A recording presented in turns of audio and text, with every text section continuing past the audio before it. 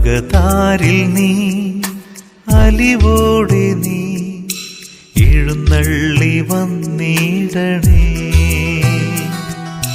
തിരുമാംസവും തിരുരക്തവും ഉൾക്കൊള്ളുമീ നിമിഷം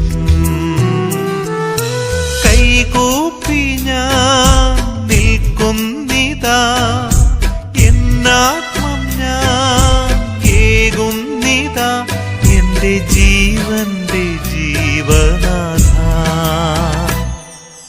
അകതാരിൽ നീ അലിവോടെ നീ എഴുന്നള്ളി വന്നിടണേ. തിരുമാംസവും തിരുരക്തവും